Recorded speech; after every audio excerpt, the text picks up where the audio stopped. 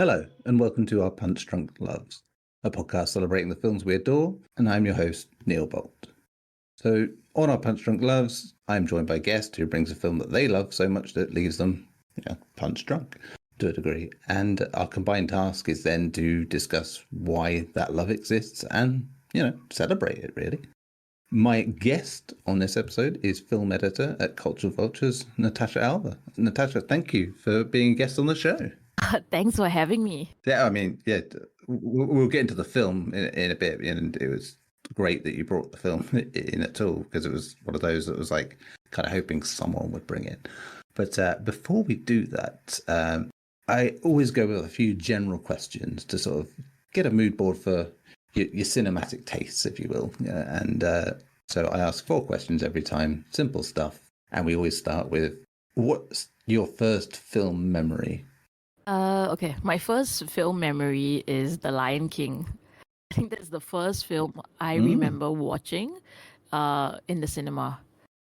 I don't know. I can't remember how old I was, but I think I was kind of young. But I think I remember it so intently, I think, because of the things that happened in the film, and also because we were late going in because we bought Burger King. So that's why I remember it so much. Yeah. They are the things that stick with you when you're a child, isn't it? You're like, yeah, it's like you remember those little things like, yeah, we had Burger King and we were late and stuff like that. It does ingrain itself. Like, I remember quite early into sort of watching films in the cinema being very annoyed that I couldn't go and watch Bill and Ted's Bogus Journey because my brother wanted to watch My Girl like that. And it kind of sat with me watching that whole film, just being very disgruntled that I wasn't getting to watch Bill and Ted. It's the great thing about those sort of early cinema memories that you get. That it's quite magical in that respect. Oh, I feel sad for you. Yeah, but I think hey, yeah, I got to watch it. In the end. But I do love My Girl as well. I think they're both good. Yeah. Oh yeah. But yeah, time heals all wounds, and that. I think in the end I was quite taken with it as well. So what about favorite genre? This one is tricky because I love the horror genre, but I'm a scaredy cat, so I can't. It's just weird, right? I guess it's That's part of the appeal, isn't it? It's the whole roller coaster thing. Yeah, Isn't it? so I do. You're doing it for that. Yeah, I do like it. I do enjoy it a lot. But I guess if I think about like films of the genre of films that I watch most frequently, then I would say rom-coms, and I guess romantic dramas. Yeah. Yeah, which is fair enough. Yeah, as we're about to discuss, there are plenty of great examples, in that genre. Yeah. So that's I fine. do like the trashy ones as well. So oh, I've watched my share Yeah. over the years. So that's it. And I think one of the things I'm always into the idea of is having this sort of eclectic taste in different genres and trying out different things, and because you will find stuff like that. And I think even people say, oh, I don't like this genre or that genre, they'll always have something that fits it that they love, and they don't really see it as being that, and I suppose this is probably one of those films in regard. So yeah, it's a good genre. I think it gets the same eye roll that horror does a lot of the time, in terms of people who don't like those films will sort of look at it and go, oh yeah, that one, the way they do the same things all over and over again, and that. So yeah, it deserves a bit better than it gets. I think it's always, with both those genres, very much judged on the multitude of okay to bad ones that are out there, which exist in every genre. But for some reason, those are the two that people love to stick the knife in on. But hey, it is what it is. So how about favorite actors? I'm gonna sound like such a fangirl. Okay, wait, hold on. Okay, I love Tom Hiddleston for, I guess, personal reasons. Fair enough. That's exactly what my wife says, to be fair. So Okay, I guess in a bit to sound professional, I think he's a very good actor. He's good. I think when I first saw him, he was in the first Thor movie, and at that point, I think he yeah, wasn't really known as an actor yet. He had done like a bunch. I think he had done like some British TV shows, right? mm, I guess it, some yeah, theater stuff. Yeah, so but I think on the big screen, that was his like really like I think big role. Like so I that was the first time I saw him and I was like I mean, I knew who Chris Hemsworth was going into Thor. And oh but I was yeah, like, who's this guy? Like, who's this? Right? Where, the first time when I yeah, see him and and I see uh the way the subtlety, I guess, and his ability to, be able to project, I think the necessary emotion in the moment. I was like transfixed by him throughout the film. Yeah. So I was like, oh oh yeah. God. Yeah. So I've watched like other films with him in it. Like, It's not yeah. just that one. Yeah, so I would hope. Yeah. So like Crimson Peak, Del Toro. Yeah. So I think it would be Tom Hiddleston. I also like James McAvoy. Uh, yeah, who else? Timothy Chalamet. I sound like such a fangirl. yeah, It's yeah. so bad. It's so bad. But yeah, I think Timothy. Yeah. Well, like Chalamet is an interesting example because it's one of those I heard so much about. In those sort of fanning circles, if you will, like that where you'd see pictures of him but never actually see him in anything. And I think the first time I actually saw him in anything was Greta Gerwig's Little Ah. Women, and I was like, yeah, I get it now. Yeah, I get it. He was really good. Yeah, it's like very charismatic, and in the same way that you go to that Tom Hiddleston performance as Loki, it's up there with those great sort of British thespians playing the bad guy, in American cinema sort of thing. Up there with like an Alan Rickman who did that multiple times, or Gary Oldman. They just exude this charisma and end up being like the star of the show, even though they're supposed to be the bad guy. And I think Tom has managed to be like the best modern example of that. So that's good. Well, I Yeah, need I to think choose some. I need to they're choose all some fine actresses examples. as well. So, Florence Yeah. Pugh, Emily Blunt, and Natalie Hmm. Portman. All fine choices, I have to say. Yes. Yeah, I mean, Emily Blunt, again, one of those where you see the name again and again. I think the first time beyond The Devil Wears Prada, that I think that I really sort of like noticed her as an actress was in Live, Die, Repeat. It's Edge of Tomorrow, depending on Yeah. what you want to call it. Yeah. So yeah, and yeah, she's fantastic in that, and yeah, she's phenomenal. And Florence Pugh is another one. And again, going back to Little Women, that's maybe not like her greatest role, but still she's always so into everything she does. And in terms of horror, Midsummer is just a fantastic example of just showing her full range. I Yeah. think as I well. think, yeah, So yeah. the one that I mean, I even enjoyed her in Don't Worry, Darling. I mean, and, everyone was Oh yeah. like, not kind to that film, I guess. Yeah. Yeah. That's it. It's a curio because I keep seeing that, it's like everyone's like, it's okay or it's terrible, and that's it. And it's like, and it's I think more readily available now to watch. So like, I'm tempted because the concept sounds interesting and the people in it are interesting. But yeah, it's like you're like, but am I going to be wasting my time? And like that. One of those things as you get older, where it comes to films, you're like, certain films, you're like, oh, the general public don't like it. Maybe I'll like it, but then again, that's like you always kind of want to be on the opposite side of it and go, yeah, well, actually, I think it's good, sort of thing. But it's, yeah, it didn't feel from what people were saying about it that it would be one of those. It was more of a case of, yeah, it is that thing with those people, and that's Yeah. it. I mean, not But to hey, hate on Harry Styles. Definitely not. I love him. I went to watch him in concert. But I think sometimes in certain films, if you are the lead, I think you need to have a little bit more experience and gravitas under your belt to handle a role like that. Because, yeah, yeah, I think it doesn't. Uh, I think I did go fresh on it, right? So I watched it on in the cinema, and I went fresh on it for a bunch of Yeah. reasons. I felt like while he wasn't like, I think some critics were saying that he was really like, can I swear on it's like he was really like shit. I mean, yeah, but Oh yeah, absolutely. Yeah, it's like I'm gonna swear a bunch, so you're but fine.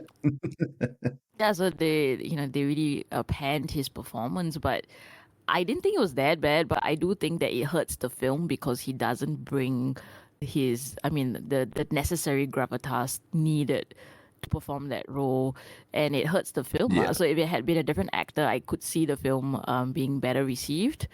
Yeah. So it is what it is. Yeah. yeah. I think that's it. Cult of personality against actual acting talent kind of can make or break films like that for sure. Yeah, I think when you have people, like Florence Pugh, who can do both of those things, it's a bit different to someone who's very much been in one sort of place. I mean, Harry Styles obviously done a few films in his time now, but he's still never really been the one to lead one. And as you say, Yeah. that's such a big Yeah. jump up. Yeah. But yeah, but that's fine. So on to the last question: favorite directors. Uh this is harder. I would say I like Sofia Coppola. I like Greta Gerwig. Mm, Uh, maybe I'll get bashed for this, but I do like Nolan. I think it's because I've watched like every yeah, single one of his films. So I think I think he's yeah, the it's author understandable. that, I guess I know the most in terms of filmography. I also like Villeneuve. Is it Villeneuve? Dennis Yeah, Villeneuve. I think it's Villeneuve? Villeneuve. But again, we were talking about this before we Damn. started. About how do you say the names? I It's should, like yeah. I mean, I've watched like a lot of his films, so I enjoy his style and the way he does things. yeah. But I've never, I guess, investigated how to pronounce his name, which I guess that makes me a bad fan. But yeah, so yeah, I think those are the ones. Yeah.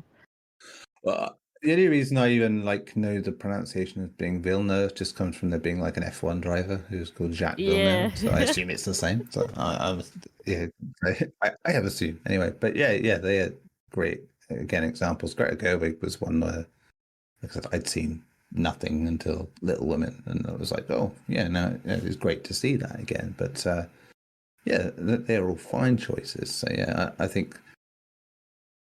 I know. I get what you mean when you say you worry about people thinking you're kind of populist in terms of choices when you have those kind of people. But 90% of the people on like Letterboxd have got those choices anyway. So it's not like you're Yeah. doing anything wrong, are you? In that regard, and yeah, you can look at someone like Christopher Nolan, who came from doing these really experimental indie films like Memento, all the way up to just making a biopic about the father of the atomic bomb and making it like one of his most successful box office films ever, which is nuts. Like when you think of that sentence in terms of how modern cinema goes, only he can pull it off.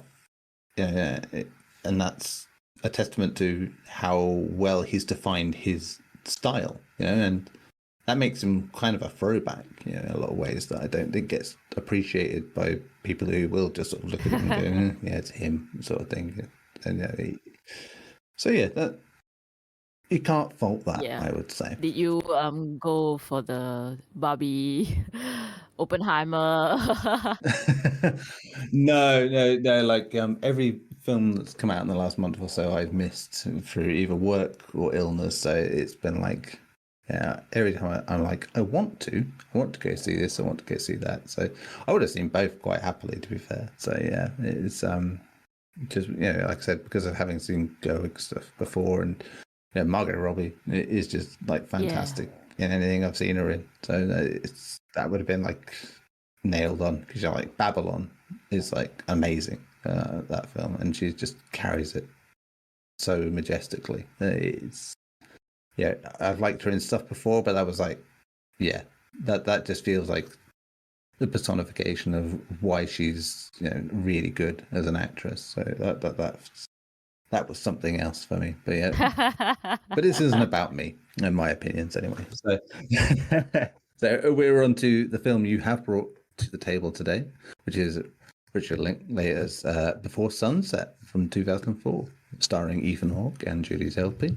It serves, of course, as a follow-up to the 1995 film Before Sunrise, where young American Jesse, played by Ethan Hawke, meets Parisian girl Celine, played by Julie Delpy, on a train to Austria, where they end up embarking on a brief romance that ends the next morning. But of course, they promise to meet up again in 6 months' time. And this is where, of course, we pause for a bit of dramatic and wistful sighing and go, because 9 years later, they run into each other for the first time since that magical night, as Jesse has just finished his tour for his book, which just so happens to be about that night they shared together. And so with just a short amount of time until Jesse has to leave for the airport, the pair use that time to reconnect, catch up on what's been happening in their lives, and muse about the ways of the world. But yeah, all the time we're asking, is the flame still there? So now, like I said earlier, Natasha, I was delighted when you picked this film. I only got around to watching these 3 movies in the series like 2 years ago, and I hated myself for not doing it sooner. But I think you feel the same way that I do here, that Before Sunset is the one. It's the best of the lot. I think, yeah, I mean, I think it's the best, but I think sometimes with these 3 films, you change your order of like favorite film depending, I think, on the age that you are at when you watch them. Yeah. Yes, that was actually something I was going to come into, at some point, because I can look at my life at 20, 30, 40 and be amazed at how different those 3 people are, even though they're all me. And each film, coming to them at this time of my life, they all fit like a different level of nostalgia for the first 2, but then the third one is like brutally like, oof, okay, I get some of this stuff now. You've been married a while, you've found the person you want to spend your life with. That's amazing.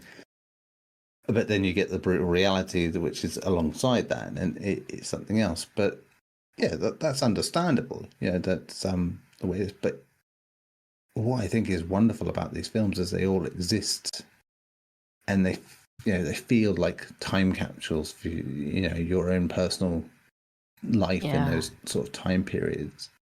So Before Sunrise is very much gives into that sort of youthful naivety that we all had, where we all think we know better, and then you come into this film where you've had a bit of the scars and the cuts and of life kind of take that away a bit, but you still want to believe that in that, and it ends up being this. I think for this film, it ends up being the most real of the 3 in a way, because it's that balance between that youthful rom-com ideal of like true love and the realities of it, and it really does just examine it perfectly, doesn't it?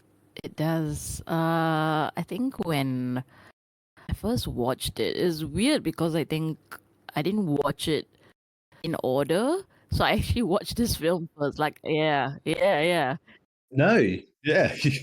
I was gonna say, I saw from your article that you wrote for Oh, thank Culture you. Vultures, which is great, by the way.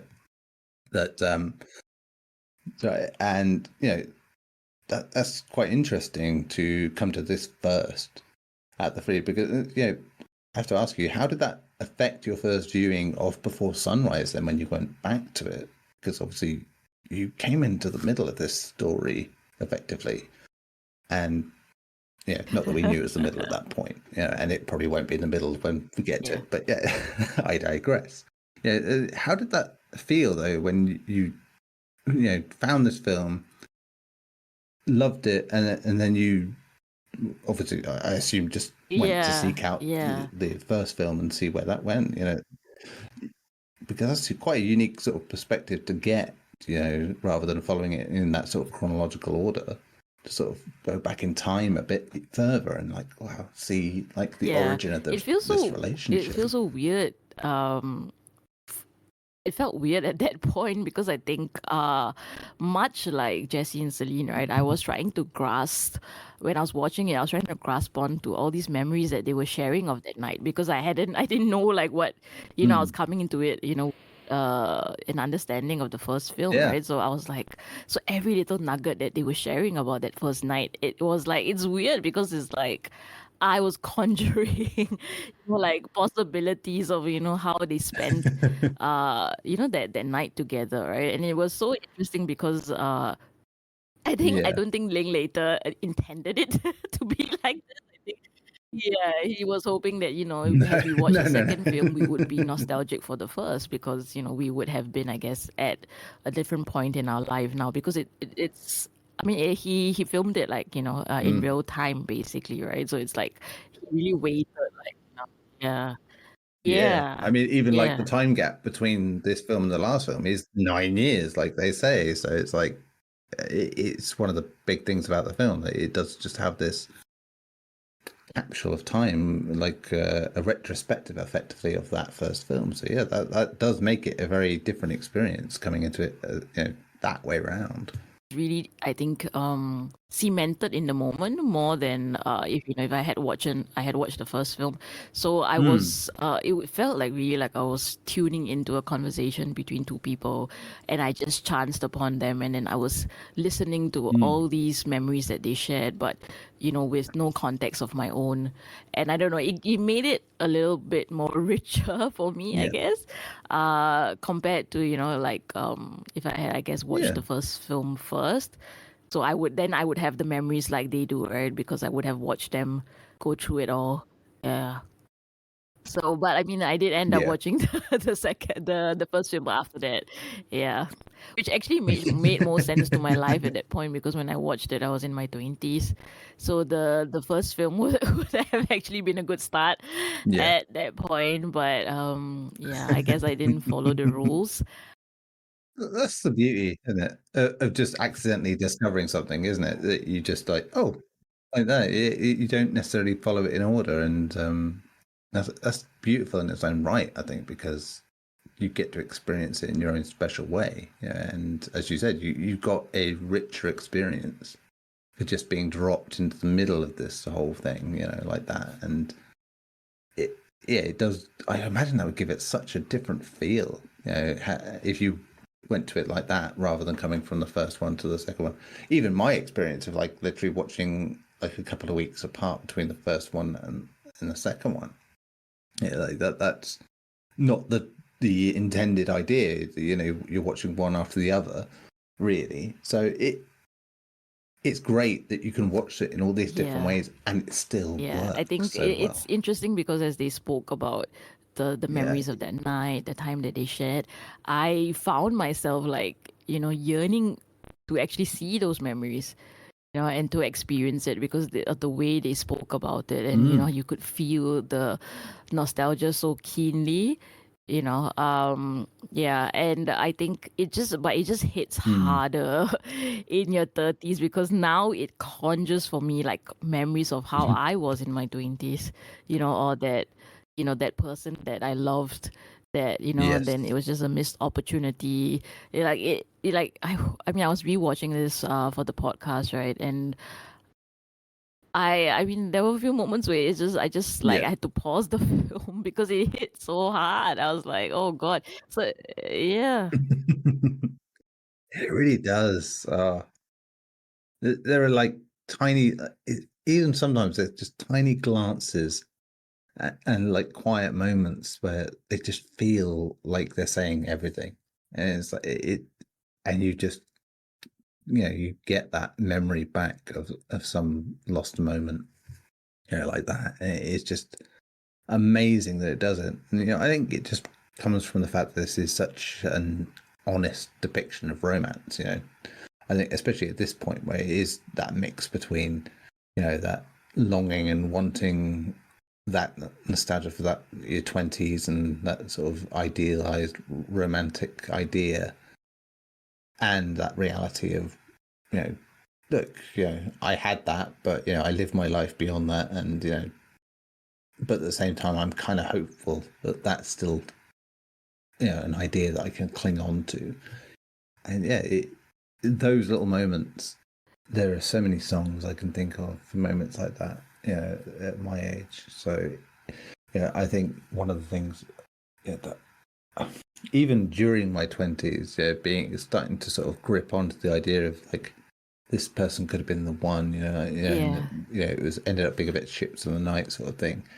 And I remember like those little memories we had together that maybe didn't mean much in like a romantic sense, but like songs like say they're like Surf Wax America by Weezer and Loser by Beck were like two songs we listened to that night while we were getting stoned like that and just hanging out like that. And it was amazing. It's like, and I will forever associate those two songs with that moment.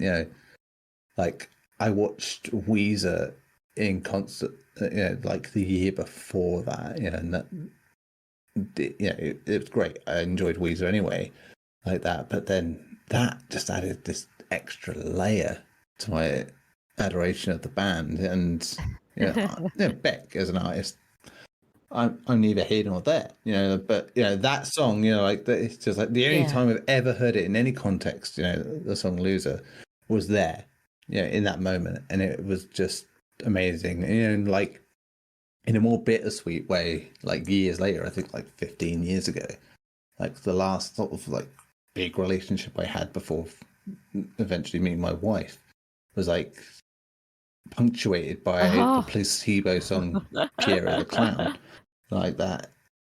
I can't listen to it anymore because it just fills me with the opposite feelings. Like that the way that that was a relationship that very much was like the sliding doors of what happens here, where the idea that they were this girl was from Poland and I went to meet her in Poland, like after she'd been here for a while, and it was a disaster, absolute disaster. The whole thing, on the way there, my suitcase had a hole in it, my wallet fell out the suitcase, things like that, and just getting there, so I had no money, and then that caused all sorts of tension. We broke up while I was there, and then she got back together with her old boyfriend during the time I was there, because I was stuck there for like a week.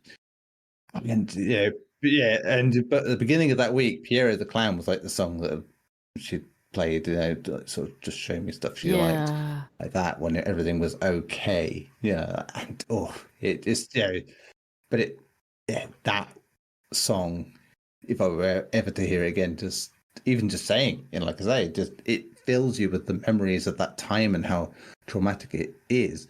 But on the other side of it, everything that came out of the end of that led me to where I am now. So I'm kind of like, with my wife, there are songs that from the night we got together that I will remember, which is Kings of Leon, "Sex on Fire," and Dizzy Rascal's "Bonkers," like the two things that came up on that night. Like I'm like such a sucker for the idea of like music being a thing for your big moments in life, like every moment that you really remember.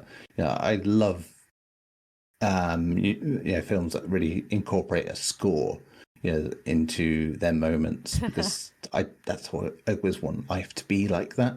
And it's weird that this is a film that only talks about that, and yet it gets it perfectly, isn't it? It's just magical on that one.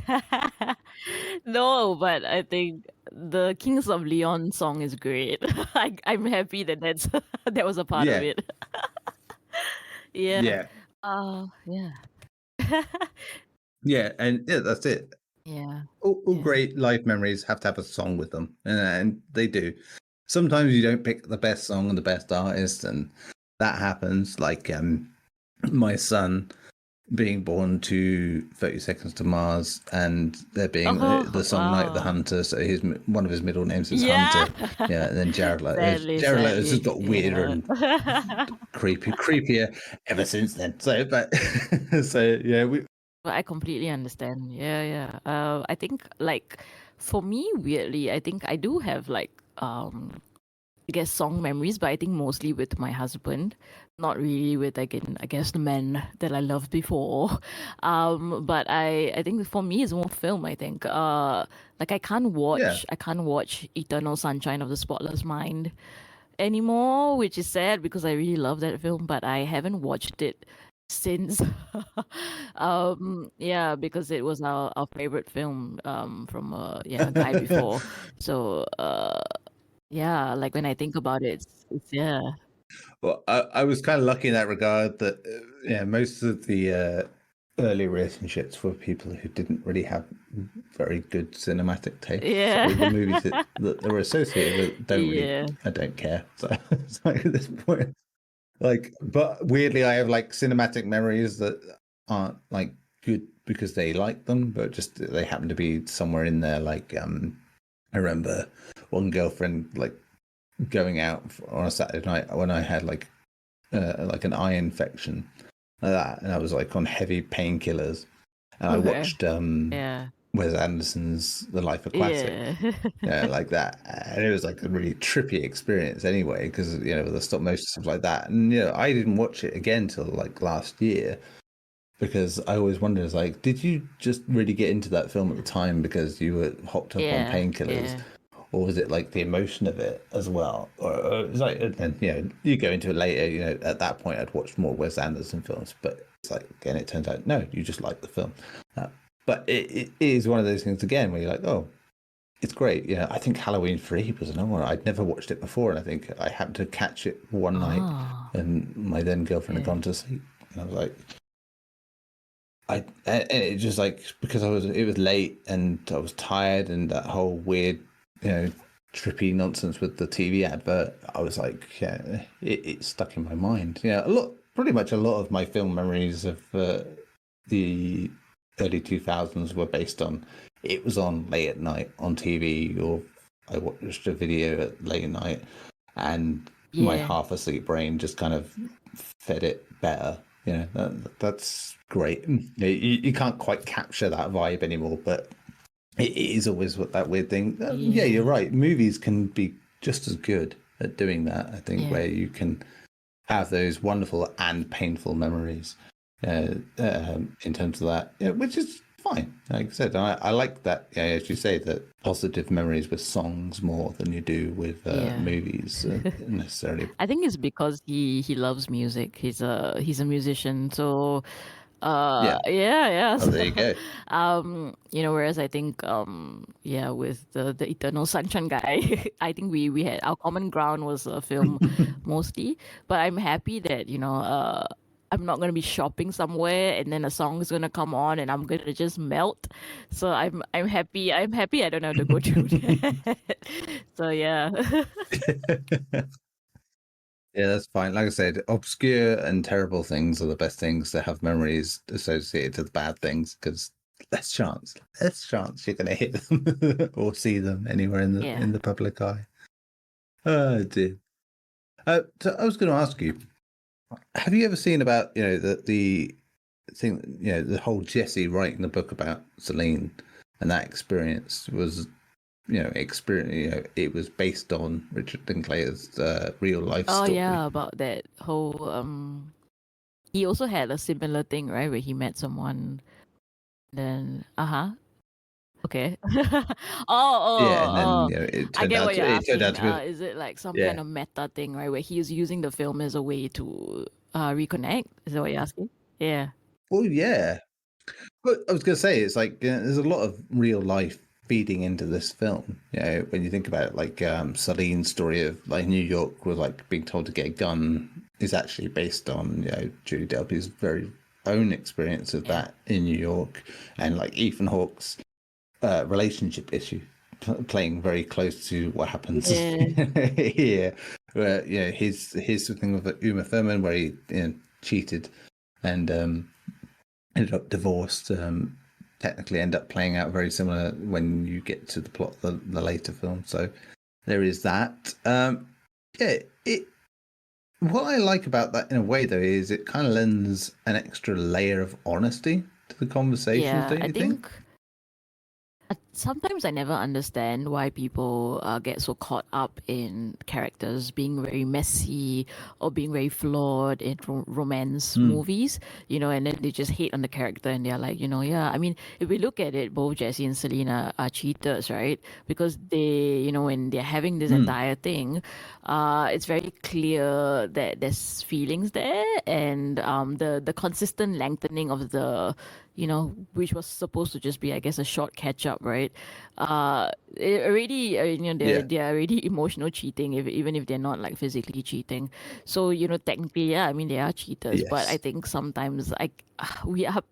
I'm not saying cheating is good, but I'm just saying that I think we can't expect, I guess, No. characters in a film to be like, beyond reproach, right? When so many of us are so flawed and so messy. And I think if we all look into our own romantic histories, I think there's some dodgy stuff that would have happened at some point, at somewhere, even if, yeah, Yeah. yeah. I mean, even we are like, oh, I've Absolutely. never cheated, right? And that's great. And that's fine.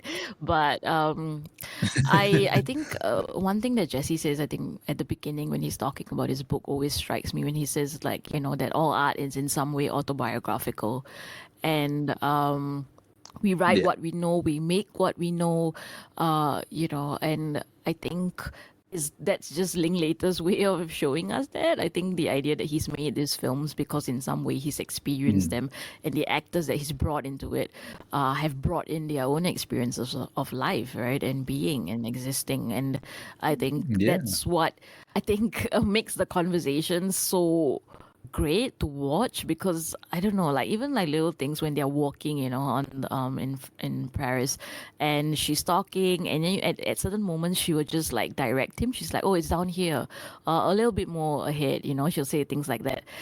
Yeah, yeah, there is something in them.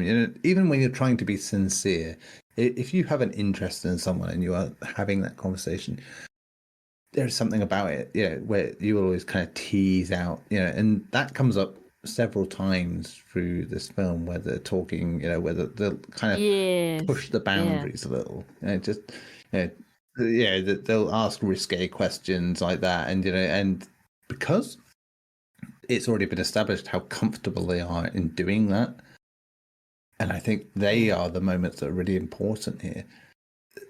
There's no blowback from it. They are just comfortable to sort of roll with the punches and just keep yeah, the yeah, conversation flowing in those moments. And those for me are like the moments where you are just kind of drawn into this whole thing because you believe fully that they are having this conversation where you can sense they're getting nearer again and everything's getting closer, and you kind of, like them, forget all the excess baggage on the outside about boyfriends and wives and children and all that stuff and like that, and you are swept up in this moment where it's like, yeah, but us, we get it, we are a connecting people. We are going to be on the same level in a way that the people we're with don't get, like that. They may have been good for us at a yeah. point. I think what the film also brings into the picture, right, is I think the unreliability of memories, or the subjectivity of memories, or the things that we kind of put aside or Mm. compartmentalize. So what was very interesting, because I watched this film first, right, is when Celine and Jesse are talking about having sex, right? And Jessie says, yeah, and she says like, oh, but you put that in the book, but it didn't happen in real life, right? And she's like, oh, because we didn't have a condom, and I wouldn't do that. I'm not that kind of girl, that I would sleep with someone like that. And then it's interesting for me because I didn't watch the first film, so I was just like, oh, is he like, who's like the one speaking the truth, right? Or who has she really forgotten, like, as it was Yeah. it so unmemorable, right? That and I could like feel what Jesse was feeling in that moment, because he looked so like taken aback that she didn't recall. And I couldn't, verify anything because I didn't watch the first film, so I don't know if they did or they did not. So I was like, did they or didn't they? And she was so like adamant, right? She was just like, no, I wouldn't have done that. And she's like, oh, maybe I forgot. And he's like, okay, great. This is great for my ego. Yeah. So I think I like that the film does that, and how I think Celine keeps like little parts of it to herself. Like she doesn't. I think she's the one. I think when we're watching, we're not sure where she stands because Yeah. he's very obvious. He's written an entire book basically about that night together. So we know very clearly where he stands. He's Yes. very open about the fact that his marriage is, you know, not doing good, and we can see it very clearly, even from the early moments where they reconnect, right? He's always like trying to touch her, trying to get close to her, and we can kind of see that. But for Yeah. her, she's a little bit more of an enigma because we don't know if, it's just like oh, okay, you're here and I'll just catch up, and then, and then you go on with your life and I go on with mine, so Yeah. I was gonna say, you bring up a good thing in your article about the fact that she's always like encouraging him to go, and he's got to catch that flight, but also she's never really being that insistent about the point. Yeah, she's always trying to keep him on that. So like, I just want this to keep going. I want this conversation to go, and that is just the wonderful thing about this whole film is how it draws the viewer into the idea of like just keeping this conversation going longer and longer. And I think, yeah, there's the thing that comes in from that first film is if you've watched that first, or if you come back to this film, obviously having watched that, yeah, you get the idea of why they are so longing to keep this going as long as possible. Yeah, I'm sure you've probably been out like on a night out where you don't really want it to end because you're having a really good time with someone, and you really want to keep talking to them and keep going on with the conversation. And it's like, even though it's like going to be damaging to the rest of your life, yeah, in terms of like what you do from that point, yeah, you are just compelled to carry on in that moment, keep it moving,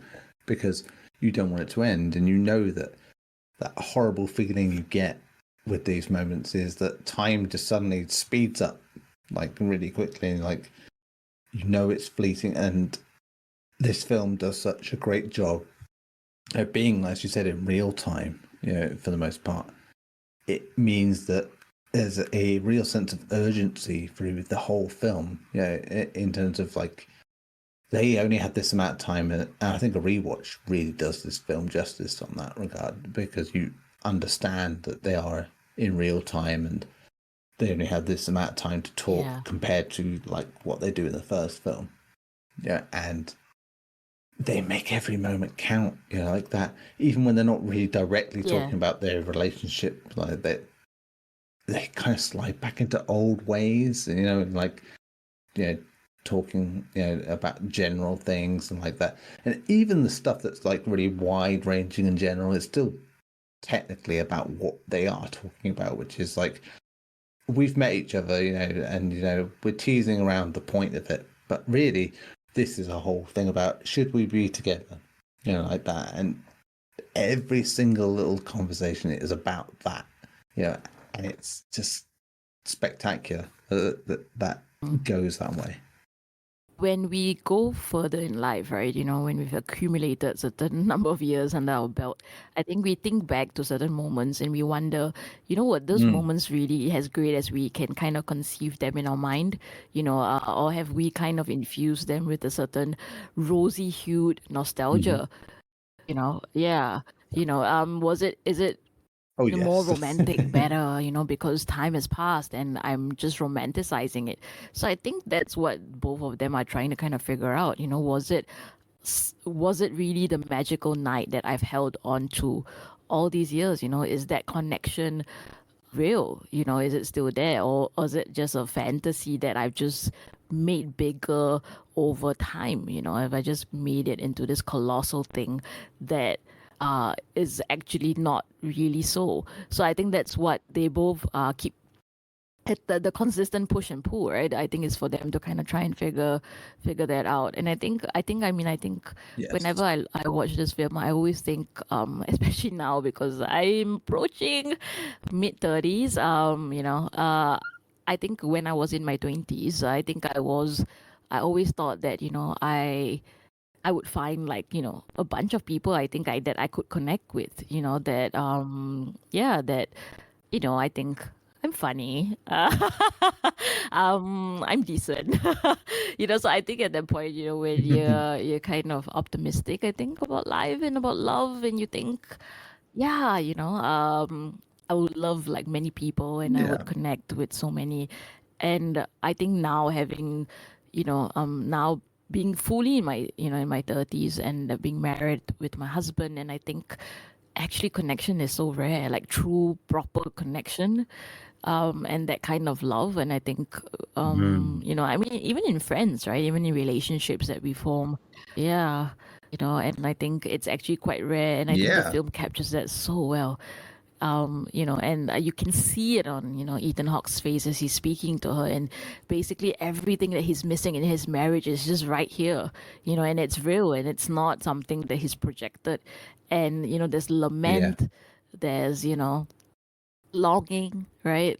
There's all of that, yeah. So, yeah, I don't know. I mean, Yeah. that's always the thing I think about, and I always feel very sad because I think about the film that comes after, when they once again now, there's more years into the Yeah. relationship, and things are bleaker, more cynical, and yeah, and I wonder as well, yeah, I mean, the thing I will always say with Before Midnight is that it seems bleak again. Like if you're not in that moment, it seems a lot more bleak.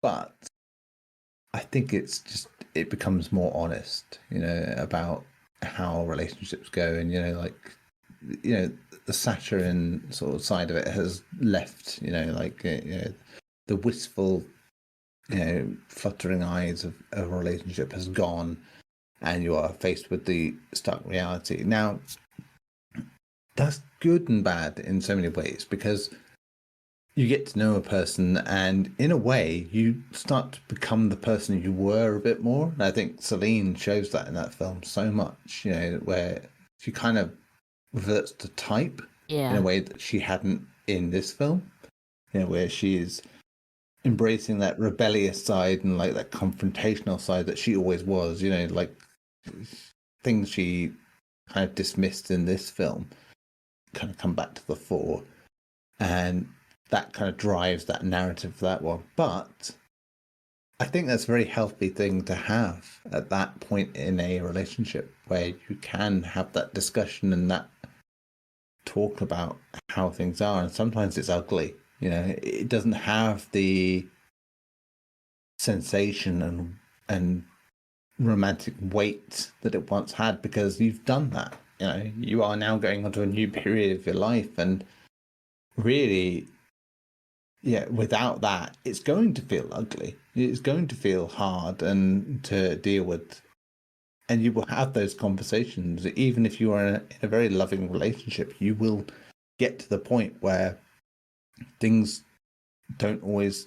It could be like the littlest thing, like in that film, that sets a whole chain of things off in a bad way, and it's unpleasant to deal with. And I say this from a point of experience, and I think this is why that film, yeah, maybe yeah, I don't like it as much because it feels a bit too raw, in terms of where it is for me now.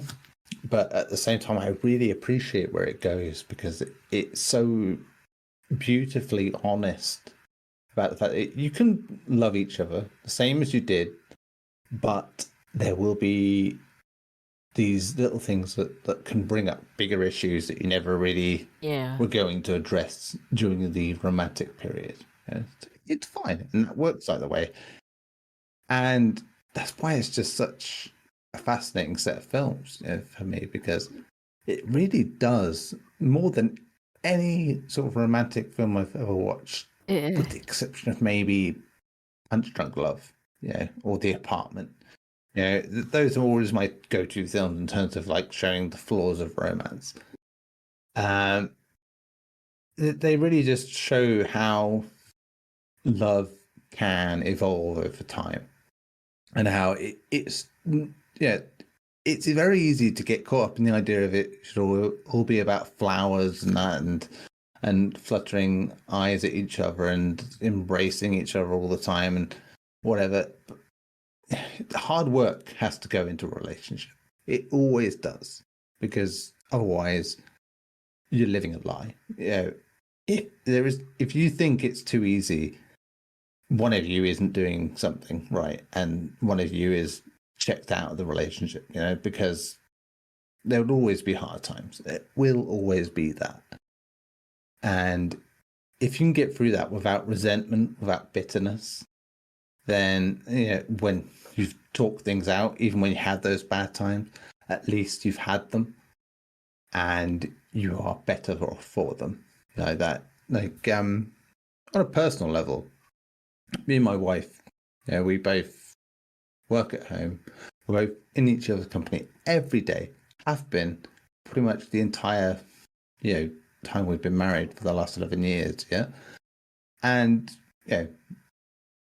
arguments are rare, which is amazing considering, but yeah, it's just, I think most of it comes from an understanding of those things, like the reality of you can still have those gooey eyes occasionally. You can still be all infatuated in those little ways, but you understand that it is not like a permanent thing that goes on and on and on throughout your relationship. It's fleeting moments, and this is a film that kind of shows that the best, in a way, that you want to hang on to those moments. And if you can find a person that you can hang on to those moments with permanently, Yeah. you're made. That's it. You are happy for a long time, and you should embrace that The fully. last film does, right, is that it brings the real world intrudes into the bubble, because in the first movie, there's just the two of them, they're in this Yes. little bubble. In the second film, they're reconnecting, and again, they're in their little bubble, right? The first film really brings the real world into the bubble, right? Because Yeah. you have, I think the very first part is, I think they're dropping off their children or something like that, and then after that they go to attend a dinner party, so there is this sense of their relationship now in the real world, right? And I think when you if you think about a relationship and then you can kind of encase it in a bubble, I think it would be very close to perfection, I would say, because nothing is intruding, right? And I think it's Yeah. brilliant the way it kind of brings the real No. world into their relationship. Now this is Celine and Jesse now without the romantic long walks, right? Or the one night conversations. This is real life. This is now they are living together, they have children together, and then with that comes all of those discussions and that conflict and everything. Yeah. Uh, I always talked about because I think when me and my husband first got married, right? And I mean, we started, we moved in, we have a house together and everything. And I think we were so worried and frightened, I think, of fighting, Yeah. because sometimes it can feel so.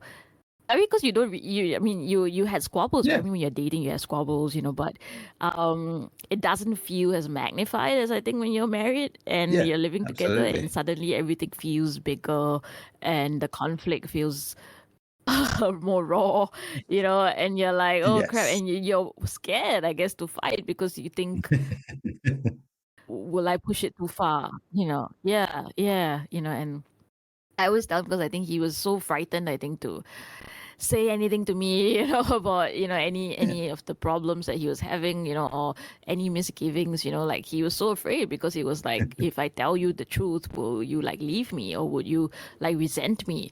And I told him, I said, like, we have to be able to have those conversations with each other, even if it's hard, because Yeah. otherwise we're just keeping it all inside, and then, that becomes another problem, right? So I think, yeah, so I think even though the last film is not my favorite, Yes. I think it's necessary, I guess, like you say, to show it. Yeah.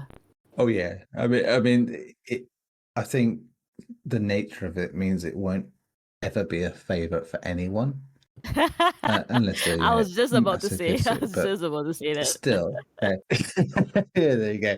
But at the same time, I really appreciate what it does, and as a capper for that whole trilogy as it stands, I fully expect we're going to get another one of these, and I'm kind of fearing that at the same time because I'm already looking forward to that point, thinking, what does that mean? What is that film going to be about?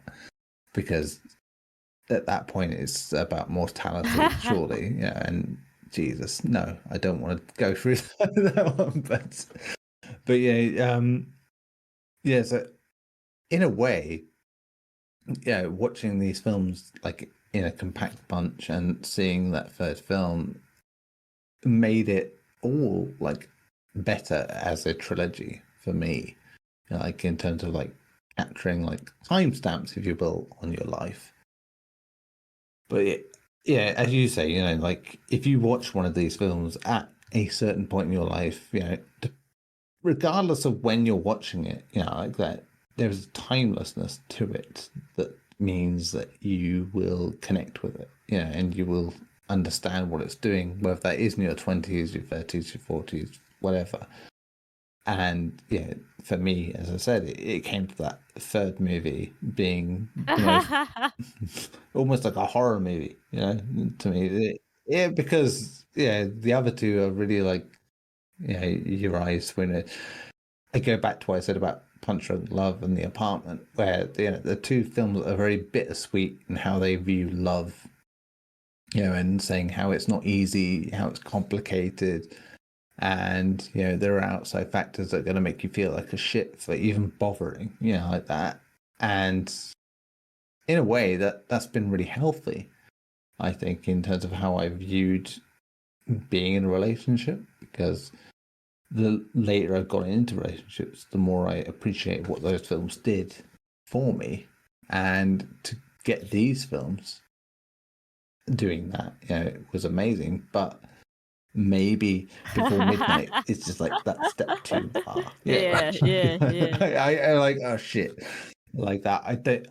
Wait. While I've not had the exact same conversation, I've had moments that are like that. I think one of the biggest ones for me was like before the birth of our first kid. Like there were conversations really, really felt in that vein of that end point of that movie. And God, they're the ones that make me think bad things. Yeah, like, oh shit, like how it could have gone if you'd not gone the right way with this decision or like that. And in a way, I'm glad I watched this movie now rather than back in 2013, just like 2 years after doing that. But it's I know Linklater's done really well with like capturing like time and the essence of it. I've still not watched Boyhood, for instance, which I've heard is very much good at capturing childhood as it grows, and parents with that. That's the whole other thing I'm really fascinated to explore, because having kids and now one child that's 12 now, I'm really sort of interested in the idea of like how that he approaches that as well, because that's the next thing, after the romance and that being with someone for the rest of your life is the hope and the dream. That's the next thing. If you have children, it's seeing their lives play out, like that. So in a way, I've kind of avoided that because I wanted to see these films first and kind of revel in that. But that's what that is something I've always wanted to go to, because that's one film capturing that whole experience basically in one whole film. I think that's the thing about Linklater's films. Like, it's what you say. Sometimes they just feel too real. Sometimes I think sometimes the thing about film, right, is that sometimes Yeah. I just go to the cinema and maybe I want to escape my life a little bit, just kind of dive into a completely like fictional world. And when I watch his films, right, I think they're so draining because it's real life. You feel it. It's just so real. And it can be very exhausting, I think, to watch. And I think that's why I've not revisited before midnight ever since I watched it. Like I think too afraid. Yeah, yeah, yeah. I'm Yeah, like, out the three. these two That's the I one. can revisit, right? Because I That's the think one. even though they do conjure up, I think, memories of how you were when you were in, Celine and Jesse's point of life, right? In those phases of life, those seasons of life, Mm. it does remind you of how you were, but I think in a bittersweet way. Like I feel like, oh, okay, I think about the Nat that I used to be right at that point, and I think, oh man, that I feel sad, but then I also think about the Yeah. beauty of it and stuff like that, and how I enjoy my life now, and it makes me feel good in a way, but before midnight makes me that's not it's not Yeah. bittersweet. Like it's just real. It's so real. So I think Linklater, I think he's done an excellent job of doing that, of transposing I think real life onto screen. But then I think that also kind of makes it difficult sometimes to go back to it and watch it a few more times because of how real it feels. Yeah. Yeah. Yeah. I mean, what's the Ethan Hawke description of it? Like Before Sunrise is the film about what might be. Before Sunset is a film about what could or should be, and then Yeah. Before Midnight is a film about what it is. And that's the thing. It's like, I mean, film is about escapism generally, and like when anything is confrontational like that, that's where I always sort of ascribe it to being more like horror, because anything Yeah. that makes you feel the terror of real life in some way Oh my is God.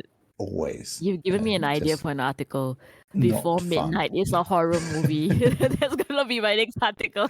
Well, good. There you go. There you go. Well, then I want to see that. I want to see that happen. That has to happen now, because if you don't do it, I'm doing it. So, uh, I would give you Thank you first, so much. pass up that one. That's for sure. Because yeah, it is like I'm some sort of keeper of articles, but yeah, at the same time. But yeah, this is a film that is special. Yeah, like I've watched so many films, and I always think it's weird when I say like 5-star films. I'm sure many people look at films and go, I have like 10 films I see as 5-star films, which is Yeah, fine if you've yeah. watched like 400 movies or something. But yeah, I think for me, I've watched what Oh three wow. three You have a thousand number. odd, give or take. And yeah, I have Letterboxd. Yeah, this is what tells me I'm a stat twat. That's why I am. So yeah, so I watched that, and I count what 60 odd movies I would consider like 5-star things. And it's always things that just do that something for me that really just hits me in the nostalgia button, I suppose. And holds up, because if I rewatch something and I've considered like a 5-star experience, it has to be, keeping up its appearances. And this is very much a film that does that, because I watched 2 years ago, was just blown away, having watched Before Sunrise, which I was like, oh, this is like a 4.5 thing. I really like what it's doing, blah blah blah. But by the time of that second film, I think so much of it that works is about that whole structure, the real time idea, the urgency that brings, the fact they had to film the whole thing during like afternoons to keep the same light sources as well to make it work, and everything the whole existence of this film is different to the last one and the film that comes after it, because it really does feel like a bottle.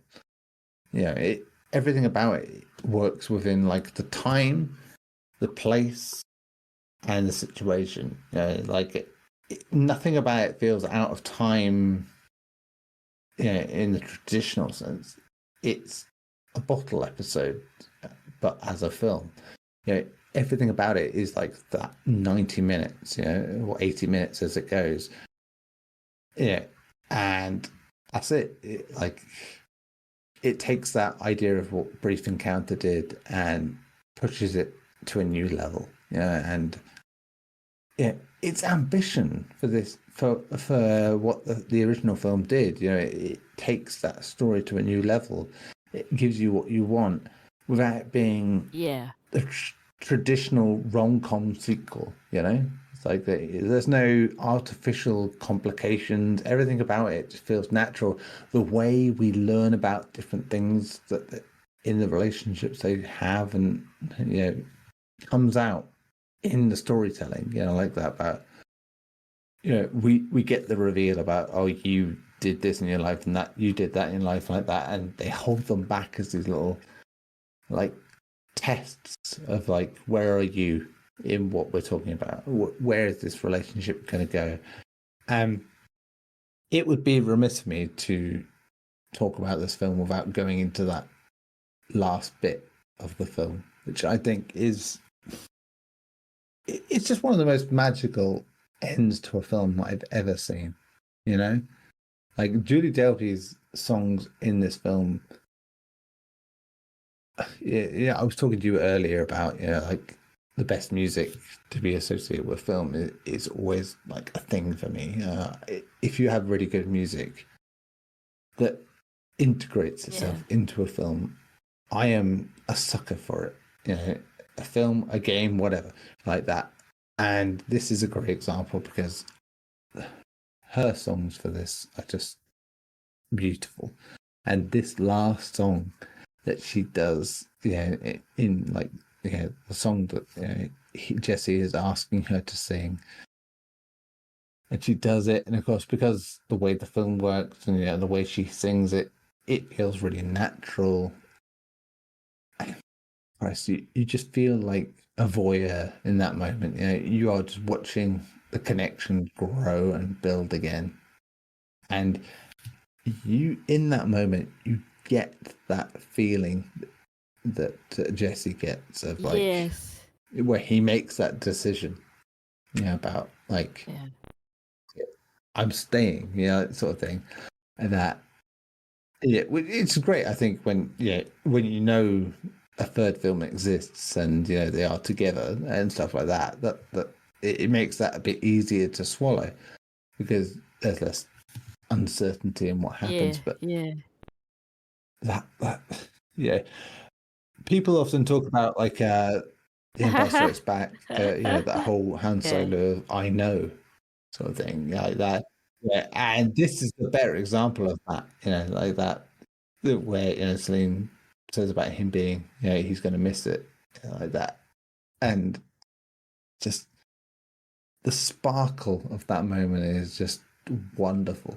You know, I am forever just entranced by that moment. You know, just her singing and those moments after that where it's very clear Jesse has decided, fuck it, I'm staying. You know, that I have committed myself to this moment and what you said, because that's the cat and mouse game they've been playing the whole time. It's just this whole, I want you, you want me, but we don't want to admit that, yeah, in public necessarily. So we skirt around it in these artistic ways, as you say, you know, using art as a means to tell, you know, each other that you love each other, if you will. But, and it's, yeah, it's remarkably, yeah, I can't express enough how beautiful that moment is in this film. It really does just blow me away every time. You know, it's just beautiful. Yeah, Absolutely. I think beautiful. the moment he took off his jacket, we knew he was not leaving. Yes. You know, I mean, I think if you're gonna stop in for a short visit, you would not take off your jacket. You were just like, okay, you know, I'm curious. I want to see how your house looks like, and then bye. That's it. Every moment going up to that is like every single bit is like small admittance that we're not just going to Yeah. leave this, like that. It's just like, oh, well, we'll just do this. Oh, we'll just do that. Oh, just that. Like, I think the last half an hour of that film is basically them just dragging it out as far as they can, and you're with them the whole way because you're just there going, oh, please, yeah, just make it last longer. I think the first time I reviewed it, on Letterboxd, like the thing I said is like you are with them in that moment where you just want them to keep it going as long as they can, and you just want them to be together as long as they can, just to solve the problem, be together, fix the whole 9 years and right the wrongs of it. And like I said earlier, ignore everything else that is in the background of their own personal lives at that point, and just figure that out later. In this moment, make it work. And I think in terms of characterization, I think this is also, I think it's very interesting that this is actually the first time I think that Celine brings him in, invites him in into like her space, her interior, and and I think makes it explicit, how I think she feels about him. I think she's always held back. I think when they were, in public, when they're walking, and she'll always be like, "Oh, you gotta, don't you have a plane to catch? You're gonna be late." So she's always reminding him of the real world. And I think this is the moment where I think she's just like, okay, I think we're here. I'm gonna just show you how I feel, right? So she makes a decision at that point. And I like her house. I like I think sometimes in film the lived spaces don't look very real. I think people don't live like this. I think I love how her house looks. It's like cluttered, but it's her, so right? good. It feels like a real person lives there as opposed to, someone just arranging it for a film. So yeah, and then the brief interaction with the neighbors, we see everyone kind of having that potluck situation going on. I don't know, I just like all these little moments that the film has. And of course that walk up the stairs, when they're walking up the stairs slowly, tentatively, they're looking at each other, and then the light hits them at certain moments, and you're just like, oh my god, it can feel so unbearable and so good at the same time. You're like, guys. Yeah, but I also think about how that sometimes, when I think about this story, I always think about how sometimes people just get in their own ways, because I mean, I do think that they do have a connection, and I do think it is rare, but I also do think that because they've held on to these memories and they've not let the past be the past, that they've not been able to kind of, I think, find other people that would suit them, and and Jesse from the get go, right? From the when he started his relationship with his wife, right? He's always looking for Celine, and he's always thinking, she's out there, I'm missing out, what am I doing? I'm committing to this other person, but in his heart, he's committed to Celine. So I think that I think what's the quote that they say, right? Memory is a wonderful thing if you don't have to deal with the past, something like that, right? Yeah. So I think that sometimes we get in our own way. I think maybe we would have a very different story if they both just decided that it was magical, but I'm gonna move on. I'm gonna let go of this person. I don't know. I guess it's harder. I guess it's hard to do, right? Sometimes. But I do think about that. Yeah. Yeah, it comes down to that age thing, doesn't it? Like I said, especially here where they are in their life, you are in that balance, aren't you? Where you are between realism, cynicism, and that shred of hope that that romantic ideal you had is still a thing. And that really should never leave you. I think that should be there for you. As long as you live, you should have that, and it will take long bad relationships consistently to sort of take that away from you, maybe. But it's something that I admit 15 years ago I probably would have been at the end of that relationship I had that was a disaster.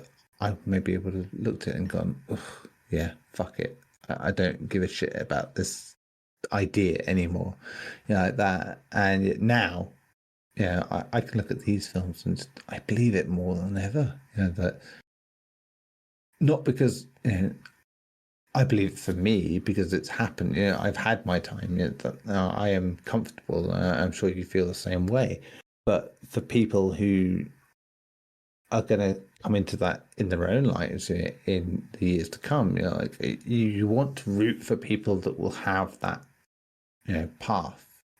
The characters in this film have that. Not everything is simple, but you can find something that is pure to a degree. That will work for you. Maybe it isn't the be all and end all. Maybe it isn't the thing that ends up being the big relationship in your life, but it will be so formative. It will be so important in who you are as a person that you will look back at it with a happiness. Either way. Yeah, I completely. I suppose that's it really for this It's a episode. nice note to end Of on. our Punch Yeah, podcast, yeah. I isn't it? think it's Really, I don't think we can go anywhere else. Personally, I always say for the way I like to talk about stuff, it's always about romanticizing things, and feelings and nostalgia and whatever. So to talk about a film like this that really just gets that, with someone who clearly understands that as well, has been wonderful. So thank you very much, Natasha, for coming on and discussing this Thank film you with for me. inviting me. I mean, I think I love having any opportunity to talk about the films that I love, and I think this is one of the top ones, right? I think because of who I was when I watched it and who I Yeah, am now when I rewatch it. So I think I always appreciate it. I think thank you so much yeah. for I think having this platform, right, and inviting me and allowing me to be part of this experience. Yeah, I really enjoyed it. Fantastic. Yeah, it is a journey, this film. Yeah, I think it is one of those that just appreciates and value the older you get, the different relationships you encounter as you grow older. It's, this and the films around it are just magical in that regard. So, yeah, fantastic. Thank you very much for being on.